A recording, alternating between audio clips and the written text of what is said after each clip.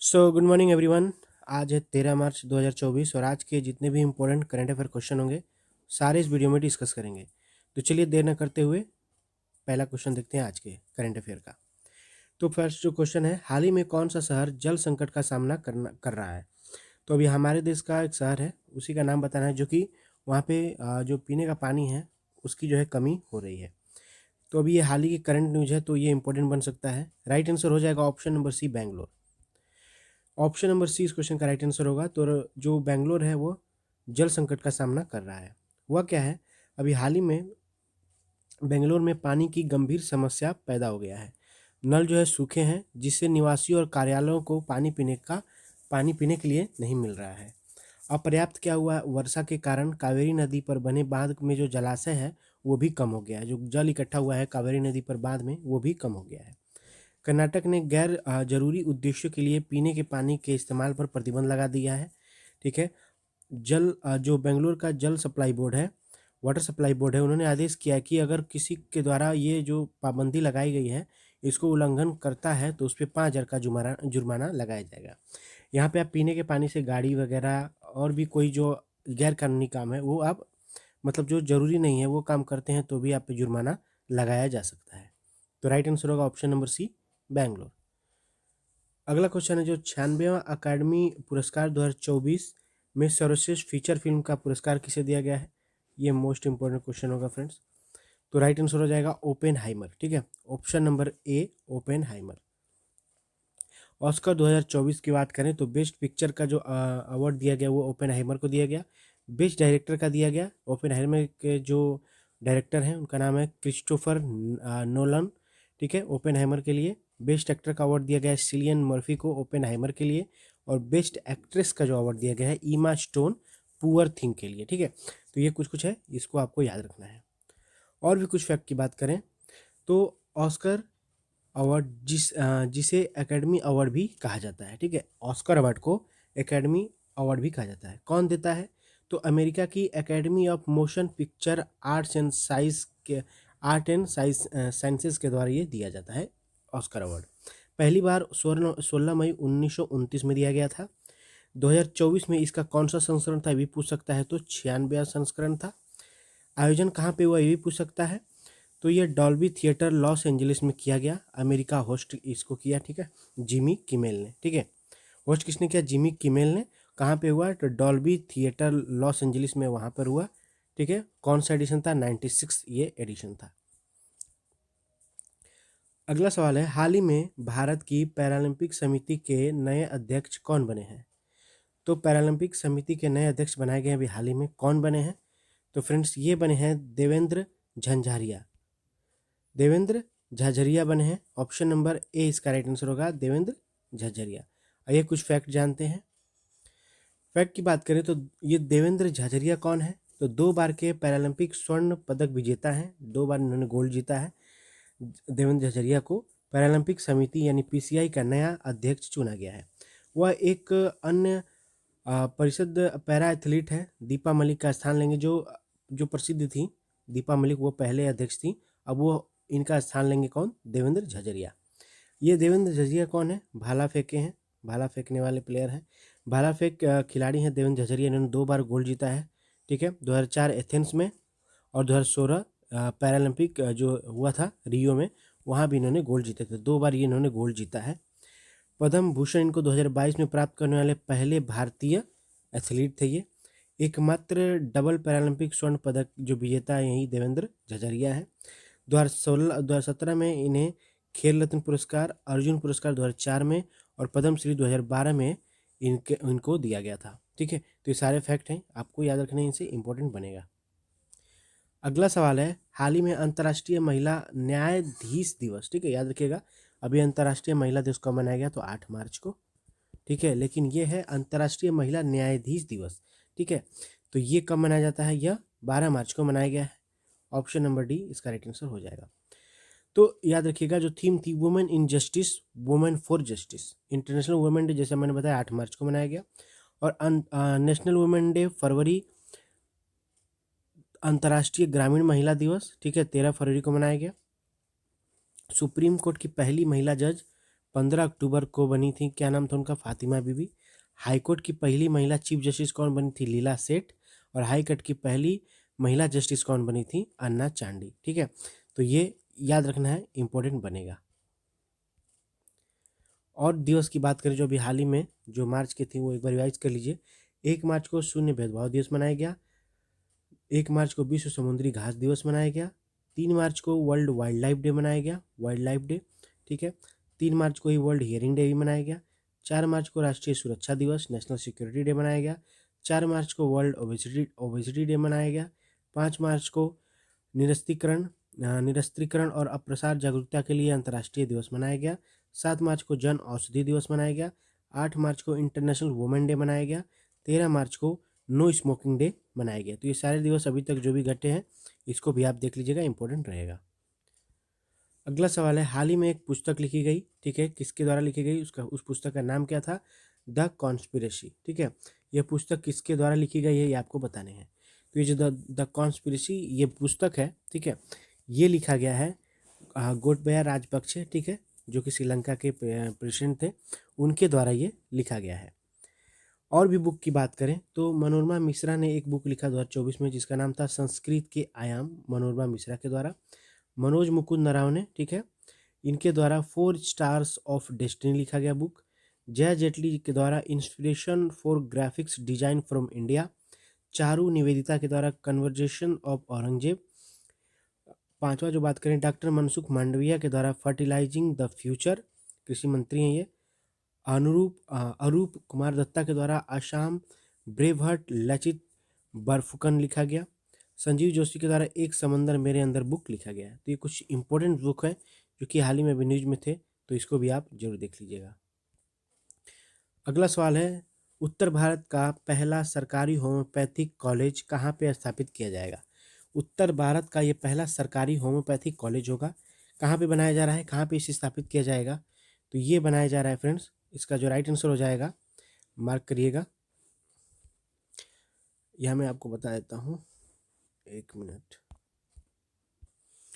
तो फ्रेंड्स इसका जो राइट आंसर हो जाएगा, मार्क कर लीजिएगा, इसका जो राइट आंसर होगा वो हो जाएगा Jammu and Kashmir, option number सी।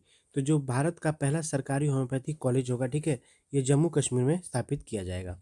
आइए कुछ फैक्ट जानते हैं जो अभी हाल ही में इस स्टेट से रिलेटेड है। तो होम्योपैथी का आविष्कार किसने किया था? Samuel Hahnemann. याद रखिएगा किसने किया था? सैमुअल हनीमैन ने। विश्व होम्योपैथिक दिवस मनाया जाता है 10 अप्रैल को। उत्तर भारत का पहला परमाणु संयंत्र जो प्लांट है, परमाणु प्लांट, कहाँ पे खोला जा रहा है? तो हरियाणा में बना है।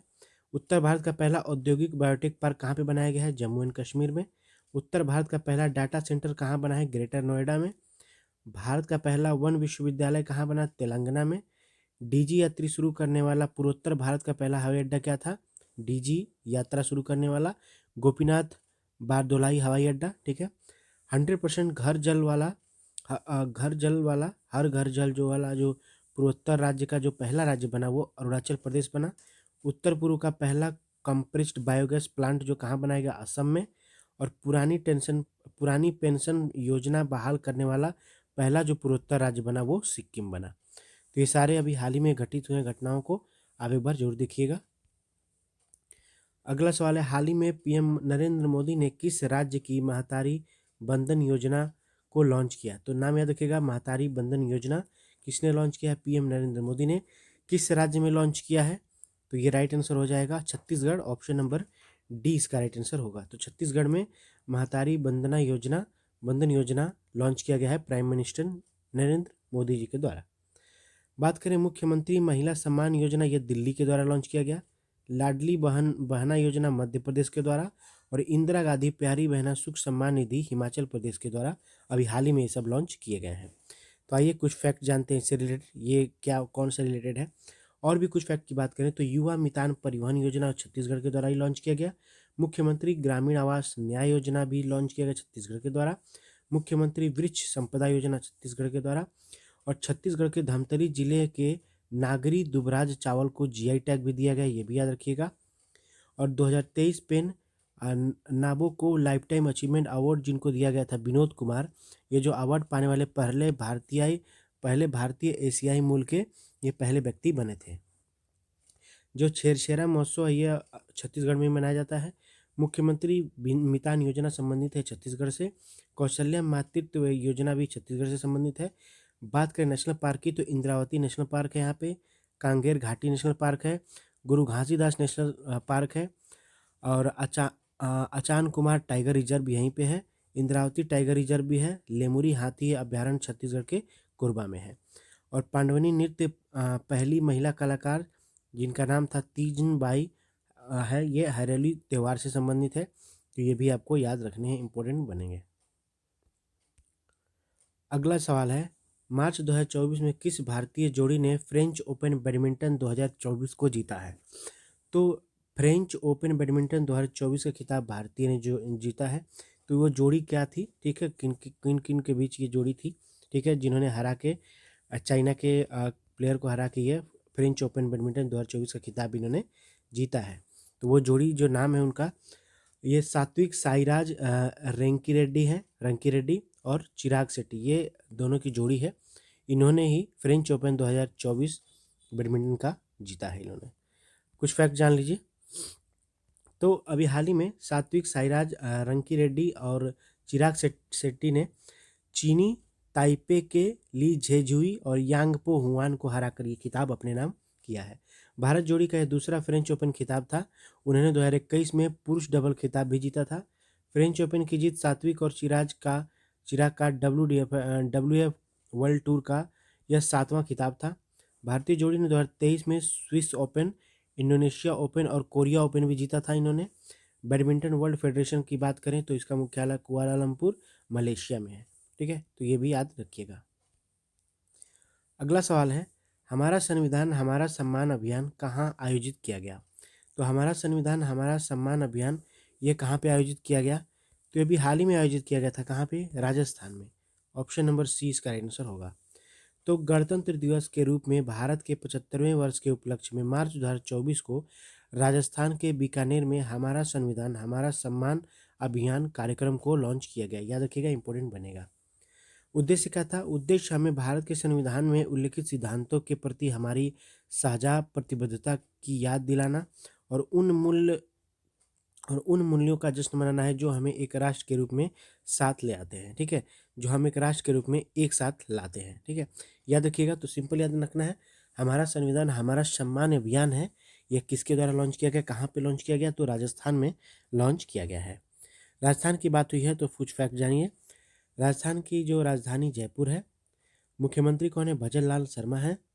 राज्यपाल कौन है? कालराज मिश्र है। नेशनल पार्क की बात करें जो फेमस है वहाँ के, रणथंभौर, केवला देव, मुकुंदा हिल्सा नेशनल पार्क, ये 3 बहुत ही इंपॉर्टेंट है।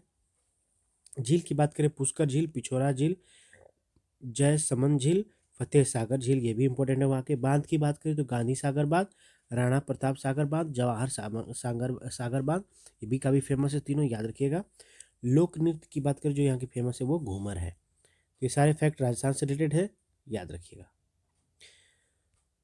बात करते हैं अगला क्वेश्चन की। तो हाल ही में दुनिया का सबसे बड़ा मोबाइल उत्पादक देश कौन बना है? तो सबसे ज़्यादा मोबाइल प्रोडक्शन करने वाला विश्व का दूसरा देश कौन बना है? ठीक है, तो ये बना है हमारा देश Bharat. Option number B right answer होगा। तो भारत चीन के बाद अब 2014 से 24 दशक के अंत में दुनिया का दूसरा सबसे बड़ा मोबाइल फ़ोन उत्पादक देश बन गया है। यह क्षेत्र 2014 में 78% निर्यात पर निर्भर से बढ़कर 97% आत्मनिर्भर के परिवार पर परिवर्तित हो गया है। ठीक है, तो जो पहले 78% हम लोग आयात पर निर्भर करते थे, वो हमने खुद से 97% में परिवर्तन कर लिया है। भारत में बिकने वाले कुल मोबाइल फ़ोन का केवल 3% ही अब आयात किया जा रहा है, बाकी क्या हो रहा है? भारत में ही बनाया जा रहा है। भारत के इन 10 वर्षों के दौरान 2.45 अरब यूनिट मोबाइल का उत्पादन किया गया जा चुका है, जबकि लक्ष्य 2.5 अरब यूनिट का था, जिसमें से हमने 2.45 अरब यूनिट का मोबाइल का निर्माण भारत में किया जा चुका है पिछले 10 वर्ष के दौरान। तो दूसरा बना है, याद रखिएगा, चाइना पहले नंबर पे है और दूसरा सबसे ज़्यादा मोबाइल बनाने वाला देश भारत है। बात करते हैं कल के पूछे गए क्वेश्चन ऑफ द डे की। कल मैंने आपसे क्वेश्चन पूछा था किस राज्य में चापचार कूट त्यौहार मनाया जाता है? तो इसका जो राइट आंसर था ये था मिजोरम में। ऑप्शन नंबर बी इसका राइट आंसर था। बात करते हैं आज के करंट अफेयर के क्वेश्चन ऑफ द डे की। तो आज का जो क्वेश्चन ऑफ द डे है, मार्च 2024 में किस राज्य ने विधवा पुनर्विवाह प्रोत्साहन योजना की शुरुआत की है? 4 ऑप्शन यहाँ पे दिए गए हैं। जो भी राइट आंसर होगा आपको कमेंट बॉक्स में कमेंट करके बताना है, और कोई भी सुझाव हो तो आप कमेंट करके बता सकते हैं। तो चलिए मिलते हैं अगले वीडियो में, तब तक के लिए अपना ख्याल रखें, पढ़ाई करते रहें। जय हिंद, जय भारत।